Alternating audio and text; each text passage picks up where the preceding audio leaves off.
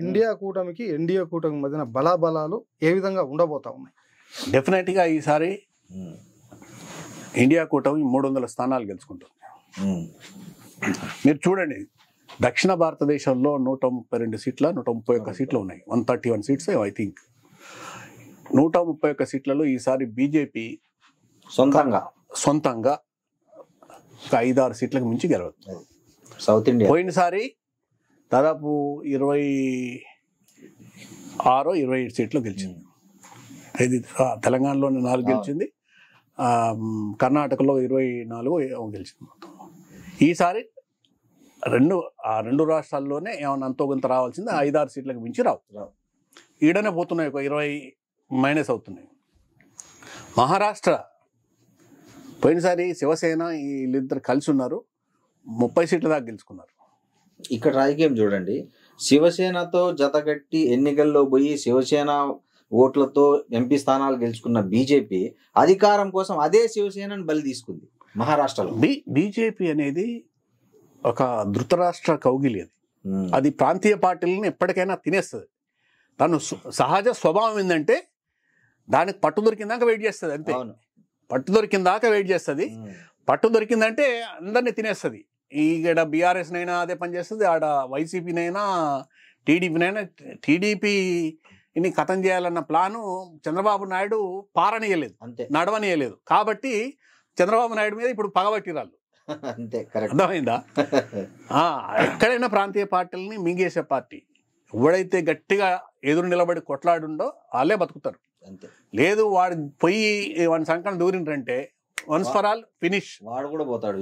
అందరినీ ఫినిష్ చేస్తుంది ఆ పార్టీ. రెండో పాయింట్, ఇంతకుముందు మీరు పటేల్ నెహ్రూ గురించి అడిగిన మాట, జమ్మూ కాశ్మీర్ సర్దార్ పటేల్ ఈ దేశ విభజన జరగక తప్పదు, అదొక్కటే మనకున్న ఆప్షను.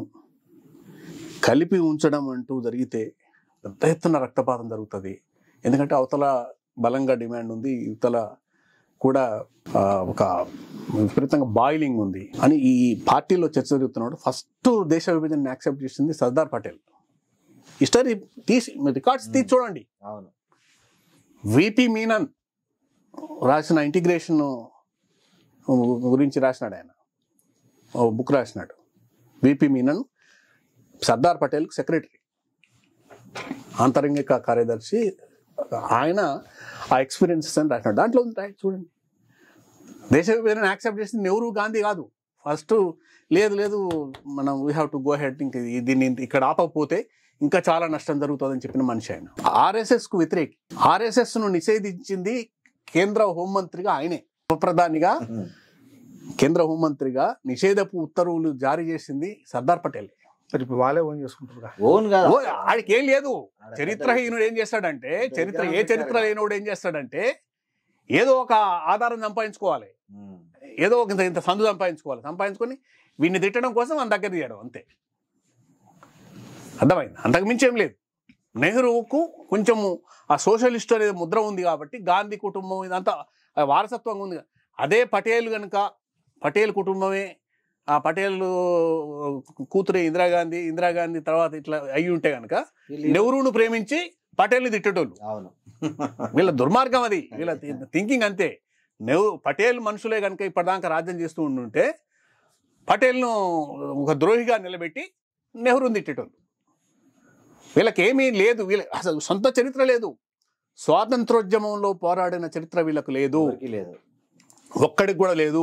అనేక సార్లు బ్రిటిష్ ప్రభుత్వానికి క్షమాపణలు చెప్పుకుంటూ మాకు క్షమాభిక్ష పెట్టమని చెప్పి అడిగిన నాయకులు ఈ సంఘీయులే. వాళ్ళకేం చరిత్ర ఉంటది? అందుకని మన చరిత్ర లేనప్పుడు ఏం చేయాలి? కోటిరెడ్డికి చరిత్ర ఉంది, శ్రీనివాస్ చరిత్ర ఉంది, దాన్ని భ్రష్టు పట్టిస్తే పొద్ది అంతే. వీళ్ళ చరిత్ర భ్రష్టు పట్టిస్తే అప్పుడు నేను పెద్దోని కదా.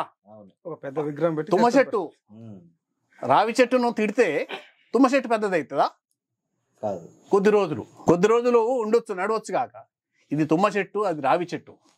తెలుసుకుంటారు జనానికి అర్థమవుతుంది. అది ఆక్సిజన్ ఇస్తుంది. తుమ్మ చెట్టుకు కూడా కొంత విలువ ఉంటుంది, విలువ లేదని కాదు. అందుకని కాశ్మీర్ కూడా ఏంది, ఇవాళ ఒక 70 సంవత్సరాల తర్వాత గడ్డ మీద కూర్చొని తీర్పులు చెప్పడం చాలా తేలిక. కానీ యుద్ధం జరుగుతున్న కాలంలో సంఘర్షణ జరుగుతున్న కాలంలో అట్నుంచి పాక్ మూకలు వచ్చి కాశ్మీర్ను ఆక్యుపై చేయడానికి జరుగుతున్న కుట్రలు, యువతల ఇండియా వైపు ఉండాలని అటు ఉండాలని కాశ్మీర్లో విపరీతంగా సంఘర్షణ జరుగుతున్న కాలం, అక్కడ ఆ సిచ్యువేషన్ లో నిలబడి తీర్పు చెప్పేటోడు కావాలి మనగాడు. ఇవాళ అన్ని సాధించి పెట్టిన తర్వాత, దేశం సుభిక్షమైన తర్వాత, 70 ఏళ్ళ ప్రయాణం జరిగిన తర్వాత ఇక్కడ కూర్చొని ఇట్లా చేయాల్సి ఉండే అట్లా చేయాల్సి ఉండే, మీరేం బీకినారు, ఏం చేసినారు ఇప్పటి వరకు? చైనాని ఏమైనా చేసినారా? పాకిస్తాన్ ఏమైనా చేసినారా? మీరు చేయలేరు. మీరు మీ వల్ల కాదు. ఊరికే డంబాలు కొట్టడానికి మాట్లాడడానికి పనికొస్తారు అంతే. మీకు చైనాతోటి వ్యాపారం మనం ఏం తగ్గలే, దిగుమతులు తగ్గలే, ఏం తగ్గలే. ఇన్ని మాటలు మాట్లాడతారు కదా, మీ దిగుమతులు ఎందుకు తగ్గలే? చైనా పెట్టుబడులు ఎన్ని వచ్చాయి, ఎన్ని కంపెనీలు ఎందుకు వస్తున్నాయి? కాంగ్రెస్ హయాంలో ఎన్ని పెట్టుబడులు వచ్చాయి చైనా నుంచి? ఇక్కడ ఒక చిన్న మోడీ హయాంలో ఎన్ని వచ్చాయి? మన భారతదేశంలో ఎప్పుడు కూడా విదేశీలో ఎన్ఆర్ఐలో ఎవడో ఒకడు వచ్చి ఇక్కడ కంపెనీలు పెట్టాలని చూస్తాం. సైమల్టేనియస్ గా భారతదేశంలో ఉన్నటువంటి కొంతమంది పెట్టుబడిదారుల ఆస్తులు ప్రపంచ కుబేర్లతోటి పోటీపడి వాళ్ళకంటే ఎక్కువగా వస్తాయి. కానీ ఇక్కడ పెట్టుబడులకు మొత్తం కూడా విదేశీయుల నుంచి మనం ఎదురు చూసే పరిస్థితి ఎందుకు వస్తుంది? స్వతంత్ర భారతదేశంలో స్వతంత్రంగా భారతీయులే ఒక పరిశ్రమల స్థాపన లేకపోతే ఇండస్ట్రీస్ ఒక కొత్త పరిస్థితి ఎందుకు రావట్లేదు? అది కాంగ్రెస్ గవర్నమెంట్ చేసిన పనే. అది కాంగ్రెస్ గవర్నమెంట్ వందలాది పరిశ్రమలు స్థాపించింది పబ్లిక్ సెక్టర్లో దేశవ్యాప్తంగా. మన దగ్గర 30-40 గవర్నమెంట్ సెక్టర్ కంపెనీలను మూసేసినాం మనం ఈ మధ్య. రాష్ట్రానికి సంబంధించినవి ఈ 10 ఏళ్ళ కాదు, ఓవర్ పీరియడ్. చంద్రబాబు టైం అవన్నీ వోల్టాస్ గిల్టాస్ అవన్నీ, ఆల్వీను, హెచ్ఎంటీ అని, ఐడిపిఎల్, సెంట్రల్ గవర్నమెంట్ అయితే ఇక్కడైతే కొన్ని వందలాది పరిశ్రమల్ని కాంగ్రెస్ హయాంలోనే పబ్లిక్ సెక్టర్లో ఇక్కడే నెలకొల్పినారు. ప్రైవేట్ సెక్టర్లో కూడా పెద్ద ఎత్తున పరిశ్రమలు వచ్చినాయి. ఇప్పుడు మొత్తం ఈ పబ్లిక్ సెక్టరు కంపెనీలన్నిటిని మూసేసినాం, వీటి ఆస్తులన్నింటినీ ప్రైవేట్ వాళ్ళకి అప్పచెప్పినాం. దేశంలో ఉన్న అత్యంత విలువైన వనరులు ఇనుము, gas, petroleum, copper, manganese, bauxite, అసలు ఏది కాదు అన్ని ఇప్పుడు వజ్రాల గనులు, యురేనియం, ఆడెవడో వచ్చి తవ్వుకపోతాడు.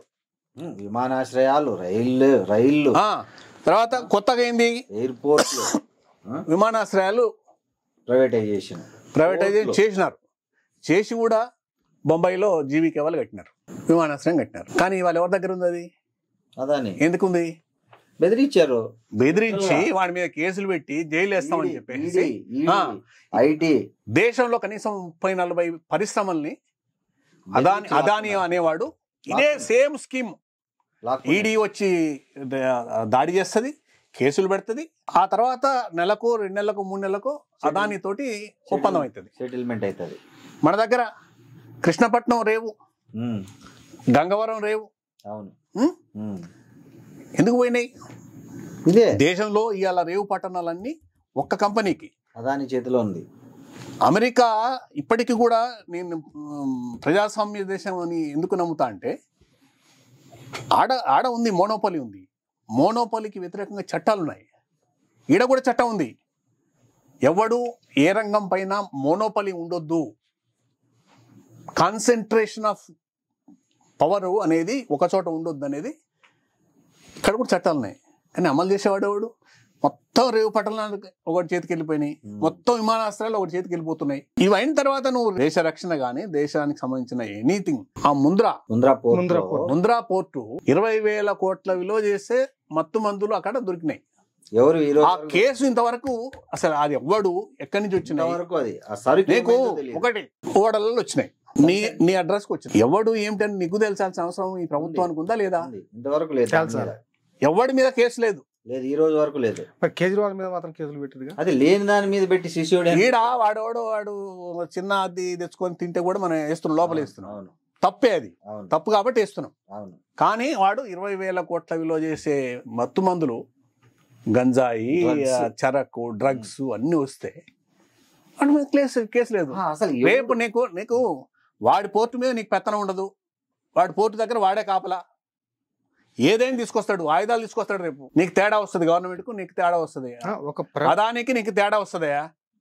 ఈ దేశంలో విద్రోహ శక్తులకు ఆయుధాలు తీసుకొస్తాడు, ఏం చేస్తాను అంటే ఒక వ్యవస్థలో ఒక పెట్టుబడిదారుడికి ఒక రంగంలో మోనోపాలిటీ వస్తే అతడికి ప్రభుత్వానికి మధ్యన విభేదాలు వస్తాయి. ఎందుకంటే ప్రజాస్వామ్య ప్రభుత్వంలో 5 సంవత్సరాలకు ఒకసారి ఎన్నికలు జరిగితే ఒకసారి ఒక ప్రభుత్వం ఉంటుంది, ఒక్కోసారి ఇంకో ప్రభుత్వం ఉంటుంది. రేపు ప్రభుత్వాన్ని ఛాలెంజ్ చేసి ప్రైవేట్ సైన్యాన్ని ఏర్పాటు చేసుకుని ప్రభుత్వాన్ని ఛాలెంజ్ చేసే పరిస్థితి వస్తే ఏమిటి దేశ భవిష్యత్తు? భారతదేశం అంత బలహీనమైంది కాదు కానీ చెప్తున్నా, వాడు సైన్యాన్ని ఏర్పాటు చేసుకొని ఛాలెంజ్ చేసుడు కాదు కానీ దేశానికి వ్యతిరేకంగా దేశభక్తి పేరుతో దేశాన్ని అత్యంత నిర్వీర్యపరిచిన నాయకత్వం ఏదన్నా ఉందంటే అది మోడీ నాయకత్వమే. దేశభక్తి పేరుతో ఈ దేశ ప్రజల ఆస్తులను సంపన్నులకు కార్పొరేట్లకు కట్టబెట్టి దేశ ద్రోహానికి పాల్పడిన నీచ చరిత్ర రాజకీయంగా ఎవరికన్నా ఉందంటే అది మోడీ నాయకత్వంలో జరిగిన ఇదే. కాబట్టి ప్రజలకి ఈ 10 ఏళ్లలో బాగా అర్థమైంది, ముఖ్యంగా మధ్యతరగతి ప్రజలకు బాగా అర్థమైంది వాళ్ళు ఎంత గుల్లయ్యారో. 100 మార్కును పెట్రోల్ డీజిల్ దాటించిన చరిత్రను ప్రజలు మర్చిపోలేదు. 400-500 గ్యాస్ ఉన్నదాన్ని 1200-1300 చేసిన చరిత్రను మధ్యతరగతి ప్రజలు మర్చిపోలేదు. పేదలు అంతకంటే మర్చిపోలేదు కరోనా సమయంలో మోడీ చేసిన సాయము. ఇప్పుడు మళ్ళీ ఏదో ఉచిత బియ్యం 2028 వరకు అంటున్నా కూడా ఎవ్వరు మోడీని నమ్మే పరిస్థితిలో లేరు. ఉచిత బియ్యం కాదు, ఉచిత తలంబ్రాలు మాత్రమే. బియ్యం స్కీమ్ ను పొడిగించాడు 2028 వరకు. అంటే అతనికి తెలుసు 1 year తర్వాత ఎట్లో నేను ఉండను కాబట్టి వచ్చేటోళ్ళు ఏమైనా చేసుకునేది. కానీ ఇట్లాంటి డ్రామాలు నమ్మే రోజులు లేవు ప్రజల్లో. క్లియర్ గా సార్ ఇంతకుముందు చెప్పినట్లు మార్పు అనేది వాళ్ళ మైండ్ లో పడినాక ఎవరెన్ని చెప్పినా ఏం చేసినా తలంబ్రాలు ఇచ్చినా వాళ్ళు అవి సావు తలంబ్రాలు చేస్తారు తప్ప పెళ్లి తలంబ్రాలుగా చేయరు. బీజేపీకి చావు తలంబ్రాలు ఇస్తున్నారు.